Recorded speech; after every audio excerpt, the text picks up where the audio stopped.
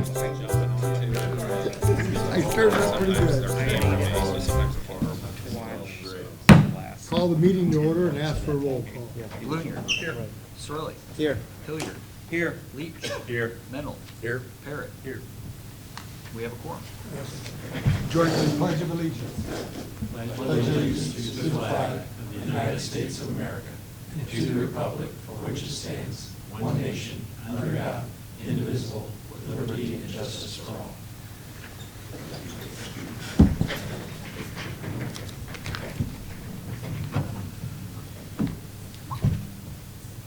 No public comments. Consent agenda tonight is the approval of the minutes from the regular meeting of September 15th, 2025, and the approval of the bills. Move to approve. Second. Any questions? Call the roll. Blunier. Yes. Sorelli. Yes. Hilliard. Yes. Leach. Yes. Mennel. Yes. Parrot. Yes. Motion passes. And I'd like to make the appointment of Mike Kaluza to the Business District Commission, term ending 4/30/27. Could I have a motion? Move to approve. Second. Mike owns a business here in town and graduated from Morton High School. I think he'd be a good addition. And he's replacing Amanda Piles, who we'd like to thank for her years of service. So, could I have a vote on that? Sorelli. Yes. Hilliard. Yes. Leach. Yes. Mennel. Yes. Parrot. Yes. Blunier. Yes. Motion passes. That's all I have tonight, Village Clerk. Nothing tonight, Your Honor. Village Chief of Police. One item now, Your Honor. Request for approval of transfer of $16,572.41 from the Tourism Fund to the General Fund for 2025 Morton Pumpkin Festival expenses. Move to approve. Second. Any questions or comments? The only comment I have is we were about $1,100 ahead of where we were at last year, which I think is reasonable with salary increases and the fact that we utilized 5 Tazewell County deputies during the parade this year.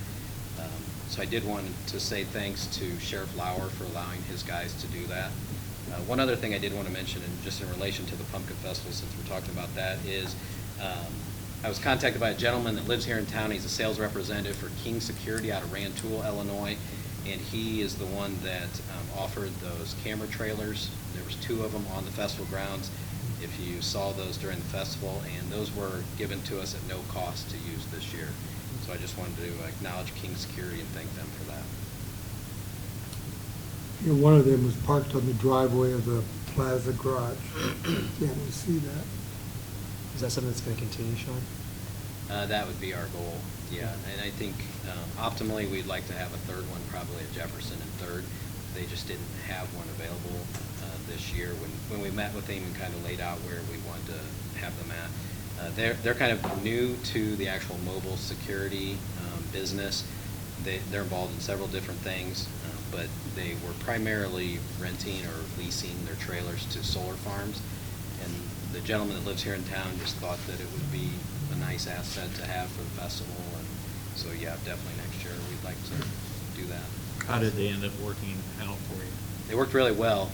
So they're high definition cameras. They're on a 15-foot mast. There's 4 pan tilt zoom cameras, 1 fisheye camera, and we were able to put an app on our phone, myself and the deputy chief, and also on our laptop, and we could control the movement of the cameras and monitor them in live time. And if there was something that we needed to take a look at, we could just look at it right from our phone, or we could step inside the community foundation and jump on our laptop.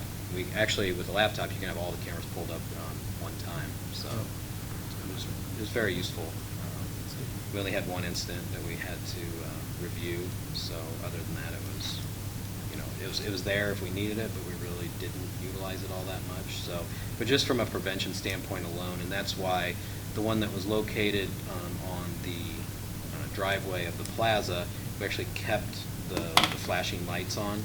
That area we see where older kids generally congregate because there's some of the larger rides there, and just as a deterrent, we kept the lights on there. The one that was at First and Jefferson, we didn't want the lights activated because they were flashing into residents' homes. So.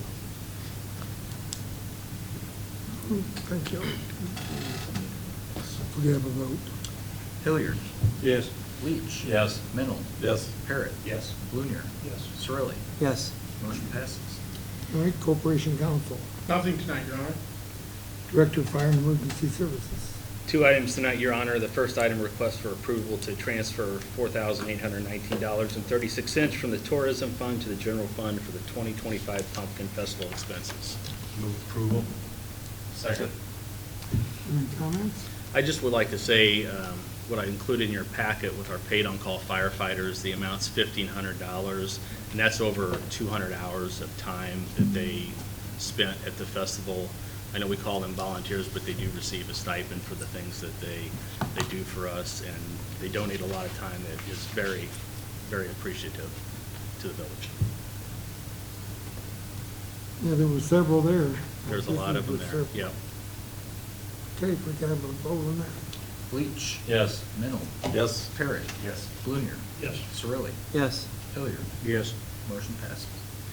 Second item, Resolution 18-26. It's a resolution authorizing the execution of a collective bargaining agreement between the Village of Morton and the Morton Fire and EMS Local 4952, International Association of Firefighters. We could have a motion. Move approval of resolution 18-26. Second. I'm going to turn it over to Pat to have him discuss the contract with you. Yeah, the tentative agreement's been reached, prepared into a proposed collective bargaining agreement for your approval tonight.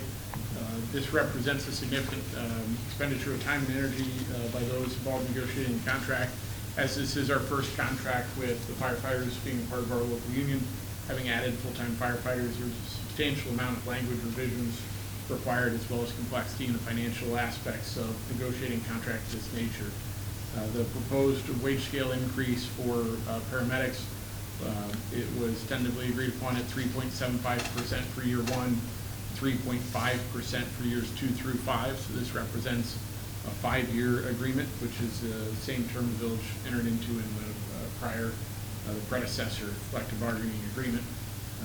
On behalf of those involved in negotiating contract, I do wish to express appreciation for the collaborative working relationship the village maintains with the local 4952.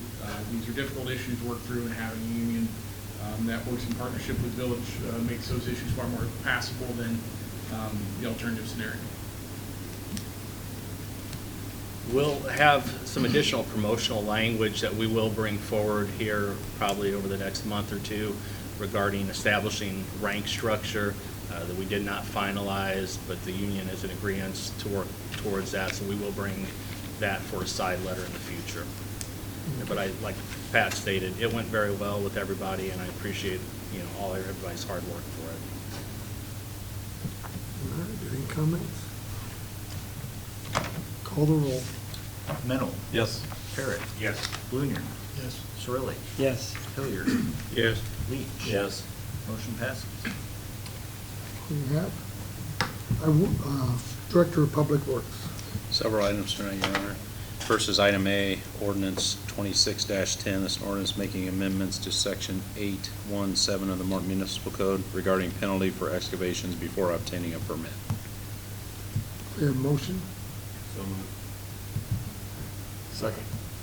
I've been working on this for a little while, just trying to fix this issue so it shouldn't happen. So basically the two changes in 817 would be a small increase to $50 for excavating on or under a public sidewalk. And then the bigger portion would be, it would change the penalty to starting work before a permit is obtained from the village for the first offense being a fine of $500, and the next and each subsequent thereafter $1,250 for digging without a permit. The current ordinance just doubles the permit fee, so we figure dealing with a fine is probably easier for us, and then increasing that. I mean, honestly, there's no excuse to dig without a permit and, in somebody's yard, stuff like that. They all know it. The ones that do not get a permit, they may not be the ones you guys are thinking they are. They're doing it on purpose in some cases, so I think we're just at a point that it's just no tolerance anymore. We have all the information to be available. We can do it very quickly, momentarily, and get them the information. We find out anyway through Julie's, so if somebody's doing it right, they're calling it Julie, so they all know the drill, but we continually have some offenders, and it's, poor me, you know what I mean? So I think this is a good first step to help and make them accountable. So with that, I'd be glad to Any answer any questions? questions. Call the roll. Parrot. Yes. Blunier. Yes. Surley. Yes. Hilliard. Yes. Leach. Yes. Mennel. Yes. Motion passes. Next is item B. This is Resolution 17-26. It's a resolution for maintenance under the Illinois Highway Code for MFT salt purchases for calendar year 2026. I'll get a motion. So moved. Second.